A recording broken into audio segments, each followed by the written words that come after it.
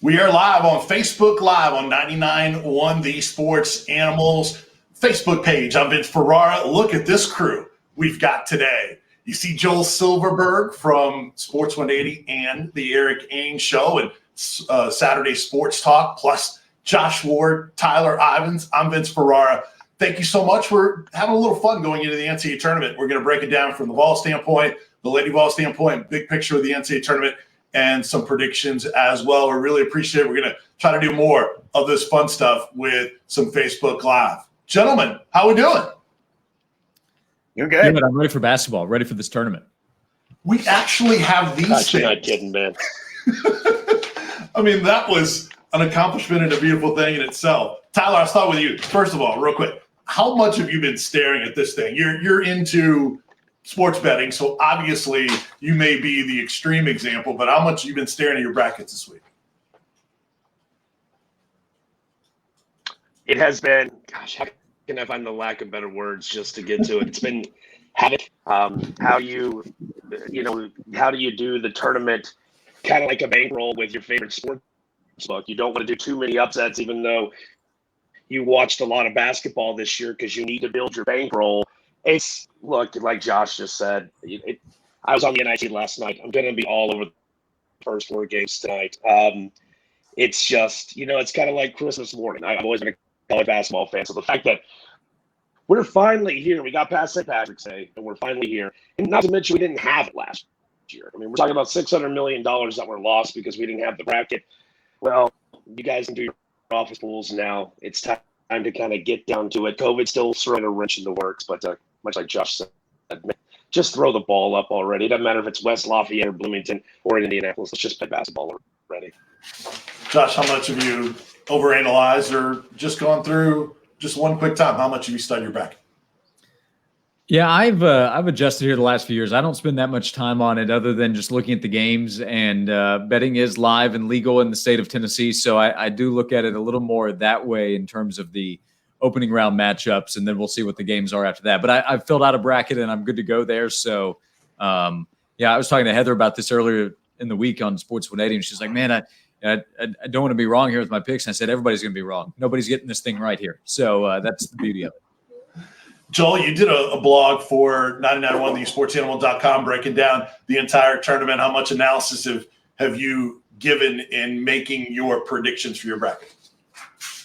Probably more than a healthy amount, I would say. But I do often kind of look at it and then go with what I've seen throughout the course of the season and what I've seen through conference tournament play and kind of make my picks from there. So I typically fill out a bracket, then I kind of look back real quick and say, okay, I actually don't like this, I don't like this, and I make some modifications. And then I usually do a final draft after the first four has completed. So once UCLA and Michigan State is done, and I can't express enough my displeasure at that game starting off at 10 o'clock Eastern time, that's when I kind of lock in my final picks, because we often see those 11 seeds go on to win a game or two in the actual tournament field. VCU celebrating their 10-year anniversary of going from the first four all the way to the final four. So I have a general idea of what I like for the majority of everything, but locking in my final couple of picks usually happens once the first four is concluded. All right, we're going to get into each of our final four selections and talk some big picture with the bracket in a moment. But let's dive into what many of you want to hear about, and that's the Tennessee Volunteers. And we'll start with you, Joel. We'll kind of go back the other direction. Give me your thoughts on Tennessee getting that 5 seed and matching up with the Pac-12 conference champs in Oregon State. I thought the 5 seed was appropriate for Tennessee, granted what they were able to do the last week of the season, getting those 2 wins over Florida, and then they played Alabama really well. Going into that week, Tennessee was kind of looking at a 6 seed, potentially a 7 seed, and then was in the discussion that it could drop to an 8-9 matchup in the first round if it were to lose to Florida at the end of the regular season and then lose in the second round of the SEC tournament. Fortunately for Tennessee, that didn't happen. Oregon State as a 12 seed, I think they're actually a little overseeded. I think this is an okay basketball team. And what Coach Tinkle has done has been tremendous. He lost his leading scorer from the year before. They're picked to finish dead last in the Pac-12. They end up beating 3 tournament teams to win the title in a win-or-go-home fashion. So it's really impressive. And they've done it with a couple of transfer guys. Ethan Thompson has come back as the leading scorer. He's been fantastic. He can score from anywhere on the floor. Warif Alatishe, the transfer from Nicholls State, he's the guy that I think fans are going to be hearing a lot of his name, one of the most improved players in the Pac-12, a guy that has great length for a 6'7" forward who gets his hands all over the place, gets his hands on every ball. At one point in the Pac-12 championship game against Colorado, he got an offensive rebound on his own missed free throw. You just don't see that, especially against a physical team like Colorado. So a guy that goes after everything. I think Tennessee fans will have a lot of respect for how he plays his game, and it could be a fun matchup in the paint against Steve Pons or Olivier Kamwa, depending on who they've got him on man-to-man. All right, just to follow up on that before we move around, what do you think about the rest of the region and a potential path deep in the tournament for the Vols? Well, Illinois has been very impressive being the number 1 seed, got some big wins without Ayo Dosunmu in the lineup, and then once they got him back, they continued to roll. So they didn't break stride after getting their star guard back into the lineup. So he and Kofi Coburn have been fantastic. But what's really stood out to me is the emergence of Trent Frazier and Andre Curbelo.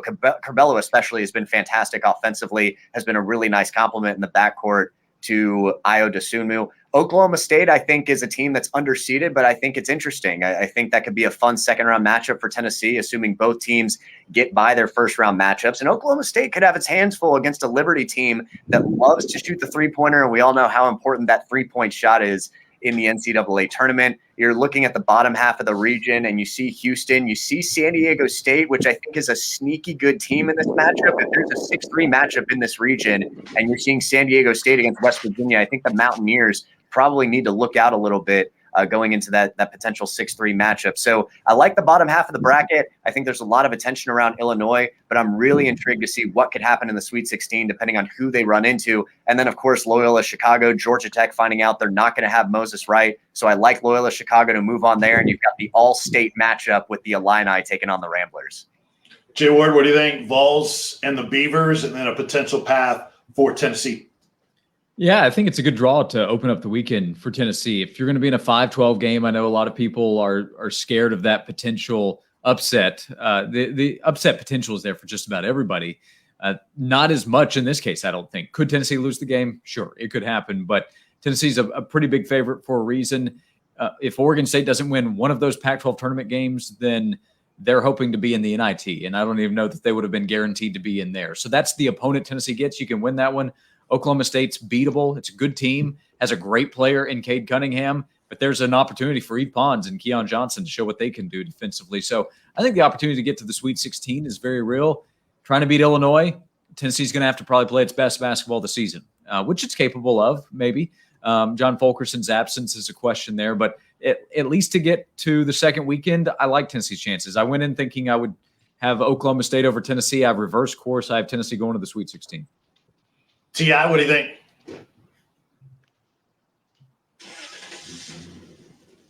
I mean, Josh and Joel, they did a very good job of pretty much everything I was going to say. Thought the 5 seed was perfect. When I saw Tennessee come to the 5 and they hadn't revealed that name yet, I just thought to myself, don't look. I knew it wasn't going to be Winthrop because we already knew Winthrop was going to be playing Villanova at the time. I just thought to myself, don't let it be Georgetown. Don't let it be Georgetown. The second the Oregon State name flipped over, the first thing I thought was, they're at 12? Wait, it's Oregon State. That's a perfect draw for Tennessee. I like this game a whole lot. And I'm going to take it from a different angle because Josh and Joel did a nice job of just breaking down what you're getting at Oregon State and what Tennessee is capable of doing. This is a sexy against the spread pick for Oregon State. They've covered 10 of their last 11. The last 6 of their games have gone over. Surprisingly today, this line opened back on Sunday at 9, favoring the Vols. By the bottom of the hour, 8.5. By the next hour, 8. It was down to 7.5 by the next morning. I just checked it. You can get Tennessee right now at 9.5. It's going in the wrong direction, in my opinion. This is one of those games when it's all said and done. This is assuming Tennessee is not turning the basketball over 18 times, not assuming that they're having foul troubles in Uros Plaza, which is having to have major minutes, which without John Wilkerson, you have to imagine that Uros is going to be getting a lot of time, maybe EJ and Asicki. To me, how this game plays out, my honest opinion, watching Oregon State this year, Tennessee controls this game the entire time. You never question that Tennessee has an issue with this game. Oregon State, when this game gets to about 9.5, 10 points, Tennessee is getting a breather at the end of the game, getting ready for likely Oklahoma State. Oregon State still covers this game. This to me is a 70, 61, 72, 64 victory for Tennessee. It hits the over. Facebook They Live. cover the spread. Oregon State. Can I just ask real quick, Yeah. Tyler? I think you're having a couple of Wi-Fi issues. Did you lose some NIT bets on Wednesday night? I just wanted to check. Very possible. Very possible. Just checking in case. Hey, you know what? Boys, look, that's the thing about gambling. You don't know what you're going to run into, and you know what? Who would have thought a Toledo team that was taking on? What are the I had Toledo chances myself. they're I had two Toledo leagues myself. I'm not trying to call you out. I had Toledo and St. Mary's. How'd that go for me? Not great. If you're watching live right now, I've got Drake's money line tonight, and I got Mount St. Mary's money line. So fade me. Awesome. Real quick, you guys have hit on a lot of great points. I think Tennessee should win and will win this first round game with Oregon State. You just never know with a team that comes in with that kind of confidence. I just don't think that Oregon State, their strengths, can really take advantage of Tennessee. I think that's the bigger issue. I don't know that it's a worst case scenario in terms of a matchup for Tennessee to where that will be something that the Vols can overcome. I think we saw enough positive signs from the Vols in that SEC tournament, in the regular season finale, that the way they played, more so than them not making a deep run in the SEC tournament, the way they played gives you encouragement. Rick Barnes talking about how they're engaged in the scouting report gives you encouragement. So I think those are all things that are really good signs for Tennessee to at least have a better chance in this tournament than maybe we thought when they were so yo-yo late in the year. My bigger concern is the second round. And Josh, I agree. Tennessee can win that game. They should play Oklahoma State, but that's where I think it'll be tough because we saw the Vols run out of gas a little bit against Alabama, I thought their legs were a little heavy. And they had increased juice from those extra days, those 8 days between games at the end of the regular season. I think they gave them energy throughout the Florida game, give them energy early in the Alabama game to get them the lead. I think it was such a tough, intense game. Their legs really became a little bit heavier late in that ball game. Alabama had a lot to do with it, obviously, as well. That's my concern. Do they get enough rest in a 48-hour turnaround, if it's even that, based on the schedule, for them to be able to have the same juice throughout the entire game against the tougher opponent after that? So I think that's where it's tough for the Vols. I don't see Illinois. I don't see Tennessee beating Illinois. I know Rick Barnes has confidence that they can beat anyone in the country. And I think if they have a healthy Fulkerson and he's playing well, is he going to be more timid or, is he not going to be as effective? That's another factor. But if all things are operating, sure, they can beat those type of teams if they help as well. I just think that the chances are pretty low, as high a level as Illinois plays, and the fact that Asuma is so good and elite, and those are the kind of players that can carry their team when things aren't going well. If Tennessee gets in a rut in some areas of their game, I don't know if they have those answers to have somebody put them on their back. So I have Tennessee to the second round, but I think it'll be very difficult after that. All right, let's get into some Final Four predictions. Josh, we'll start with you, efforting to get Mr. Ivens back, but give me your Final Four in your bracket. So I do want to offer a clarification. I've spent pretty much the entire season saying this is it. Gonzaga's going to win it all. I said at the beginning of the week, this is it. Gonzaga's going to win it all, knowing that that's saying that a team's going to go undefeated. And in 76, when Duke and Kentucky weren't there, Indiana did it. So history is there on the side. But then I filled out a bracket, and part of this is wanting to be a little bit different. So now I don't even have Gonzaga in the Final Four. So what I have is Iowa, which I'm afraid could even lose in the first round, and I'm trusting Fran McCaffrey's team here, and that's a little scary. But in the Final Four, I have Houston, I have Michigan, I have Baylor, and I have Iowa, with Baylor winning the national championship over Michigan in the title game. Wow, Michigan without Livers, huh? Yep. That's part of me saying, where am I wrong? And where I could be wrong is counting out Michigan. If the road, I think, is manageable to get to the Final Four. So part of where I could be wrong is I've been worried all week about Michigan. A lot of people understandably are, but if they rally as a team, then they can still get there. Joel, give us your Final Four, sir. I think Josh brings up a really good point because outside of Michigan, there's really nobody else in that region that just looks like a world beater. And when Michigan is healthy and playing at its best, they look very close to a world beater. I mean, 3 weeks ago, we were talking about them being the third best team in the country behind Gonzaga and Baylor. So you got to be different to win your bracket pool. So you got to mix it up a little bit. You can't just go chalk, or otherwise you're going to end up in the middle of the pack. So I do have Gonzaga winning it all. I know that, and I never like picking the overall number 1 seed. I hate it because I don't like going with the trend. But I do like Gonzaga to pull this one off. The other top 4 seeds in their region, Virginia, Kansas, Iowa, they've already beaten all 3 of them by double digits. So I like Gonzaga to come out of that region. I like Gonzaga to win the national championship. I have Alabama coming out of the East region. I think Michigan not quite at 100%. I think Alabama can last long enough to get to the Final Four. I have Baylor coming out of the South. I think they figure out a way to overcome kind of the COVID issues that they had. They came out and beat West Virginia. They won some good games against Texas Tech and a couple of other Big 12 teams before losing to Oklahoma State. I think Scott Drew uses this week as kind of a get-right set for them to be able to maneuver through the South. And I've got Illinois coming out of the Midwest. So pretty boring with 3 1s and a 2, but I've got Gonzaga beating Illinois in the title game. Tyler, you back with us? How we sound? Yeah, if I actually would win some bets, I could afford to pay my internet bill. Reset the question for me. Final 4 pick. Who you got? Spoil. Gonzaga is going to wipe the floor with everybody, and I know that's so lazy to say, but to me, the only team that can stay with Gonzaga in a game recently, and I think a lot of people, Gonzaga was put on notice because they were trailing at halftime to BYU. So I still think Gonzaga, they run the table. If Mark Few doesn't do it this year, boys, when's he going to do it? This guy's recruiting around the globe. He's just not recruiting in the States. Give me Gonzaga if we go upper left. Opposite, I know the camera reverse doesn't work. Go right, Baylor. I have Baylor and Gonzaga playing for the national championship. Look, boys, I brought the stat to the table this morning onto the show. Team that started since 1985 with the expanding of the tournament. Team that started unranked. That's in the AP top 25. It's ranked in the top 10, and they're a 2 seed. No team's ever reached the Final Four. So anybody who likes Bama out of that region, Michigan's hurt right now, I'm going to do it. I'm going to take Texas. I think Jericho Sims is the real deal. I think Shaka Smart's the real deal. Michigan just got the worst setup, guys. Alabama, regular season conference champion, 3 seed. After that, you run into a team like Texas, conference champion, 4 seeded Florida State. Say what you will. I know I can't move the goalpost to push a narrative. Should have won the ACC regular season, didn't. Should have won the conference tournament, didn't. Florida State's still a good team. Colorado, the 5 seed, should have beat Oregon State. They didn't. It is what it is. I get it. BYU's a 6.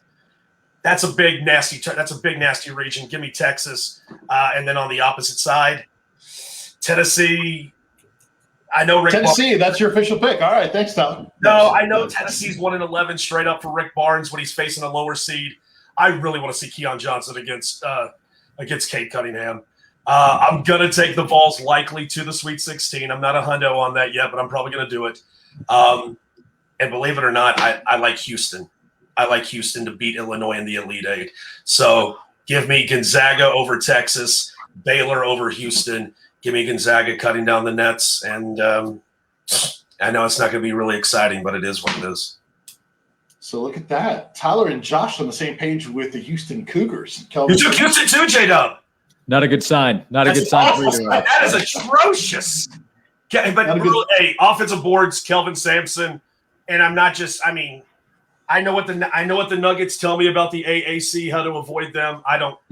Houston's a good team, man. They're a very good team this year. They're going to lose to Rutgers now. They're going to lose to Rutgers. Speaking of which, most bet on team right now in the first round, 87% of the money is on 10-seeded Rutgers to beat 7-seeded Clemson. It's the first time they've been to the tournament since 1991. They have ended the longest tournament drought among power conference teams. So they want to stay. They want to be around. They were the only power conference team in all of college basketball that had never been to the tournament in my lifetime. That has now changed. So DePaul, since 2004, you're on the clock. Can I go ahead and throw this? Can I just throw this out here real quick before people call BS like they did 2 years ago? I got yacked on multiple times when I said Cal Irvine was going to beat K-State.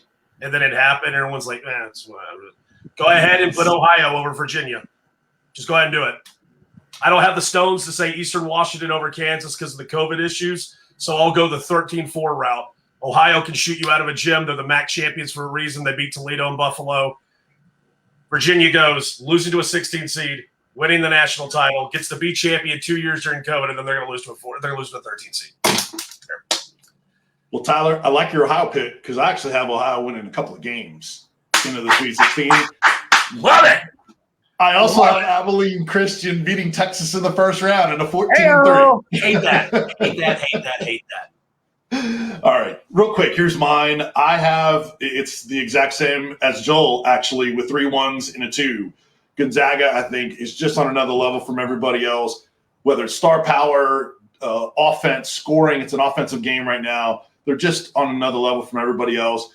The second strongest one is Illinois. I think they've actually, because of Baylor's COVID issues they had to deal with, I think they're slowly starting to snap out of it. But they were so good throughout the regular season.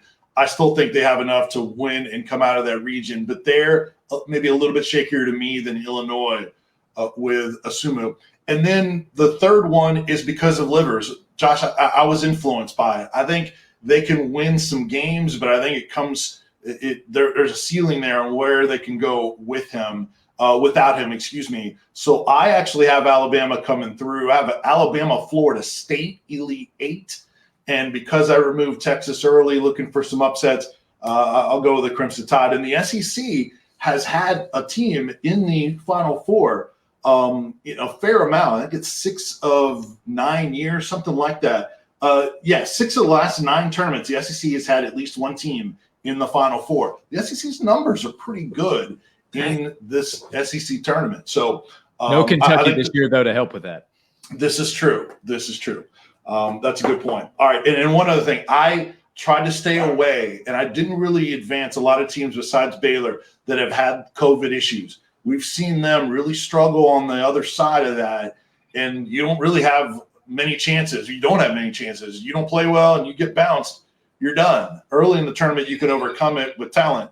But the Kansases and some of those teams, Virginia, I think this is a tough year for that. It'll be very unfortunate that teams are having to deal with that. I do think it's going to impact them more than in normal years. And then who knows, with no home court advantage, or sometimes you get larger fan bases and the underdogs get the energy from the crowd. You're not going to get that this year either. So maybe that levels the playing field some as well. So we'll have coverage of the NCAA tournament. The Vols, of course, in the NCAA tournament. 4 p.m. is the start of the Vol Network's coverage of Tennessee and Oregon State on Friday. And then we'll have post-game, everything on our website at 991thesportsanimal.com. And then, of course, coverage of the Lady Vols as well on Sunday, 2 o'clock tip, 1:30, the airtime on the Vol Network, and we'll have all the post-game from that. Just a quick word around the horn, guys, and just a quick thought on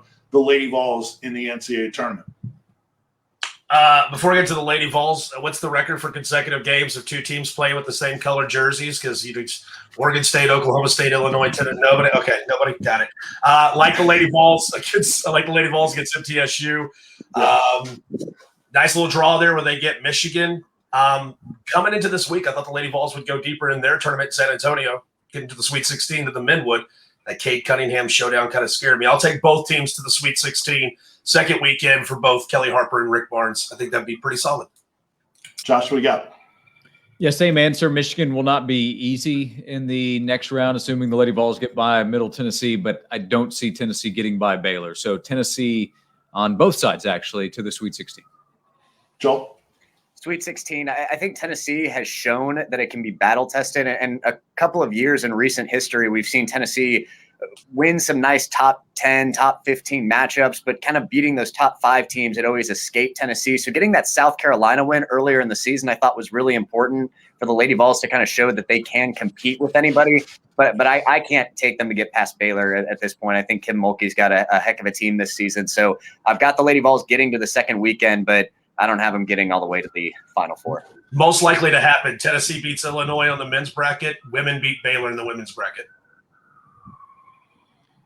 Well, I think the Lady Vols are more likely to make the Sweet 16, but assuming they both get there, I would actually take the men's team. I think I would as well, just because Illinois did get hot for a while. Does not playing for a week cool off the Illini at all? And does the Loyola Chicago game, assuming that's the matchup in the second round, does that take something out of Io DeSumo and company? I think Tennessee's defense gives it a shot to compete against teams if they go cold. So as we've seen, when Tennessee gets hot, its offense can really start rolling. That's going to be tough if John Fulkerson's not available. But yeah, I think Baylor on the women's side is just one of the best teams in the country. They're competing for a national championship, and Illinois is too. It's just going to be tougher for the Illini to get there. Vince, can I say I just want John Fulkerson to maybe appear in the Illinois game? Because if he is fitted for a mask because of the orbital bone, or could you imagine him and DeSumo in the same court together staring at each other with a mask on? Really superhero thing they're going to have there in Indianapolis. That's a great point. I'll go with the Vols as well, just because of the upside a little bit higher. And then also, I think they already are playing Anastasia Hayes, a former Lady Vol in the first round, who's the second leading scorer in the country. If whoever they play in the next round, they're either going to play the fourth or fifth leading scorer. Naz Hillman from Michigan had a 50-point game this year as a fourth leading scorer in the country. So it'll be tough there, but I think they can win those two games. I would actually advance the Lady Vols one round farther than the men. But there's certainly plenty of upside, I think, for both teams. And, of course, UConn's in the Lady Vols region. They always seem to be every single What are the chances? Yeah, no doubt. All right, guys, awesome job. Appreciate it. We'll do this again soon, and appreciate you guys enjoy the tournament. All right. You got it, guys. Can't wait. Thanks, guys. I'm gonna give Murphy a treat now because he's been a good boy. Murphy, you be good boy. You be good boy. Yeah, have him pay your Wi-Fi there as well. He can help. We're not out. the only one who can have our dog in the video, okay, Vince? God.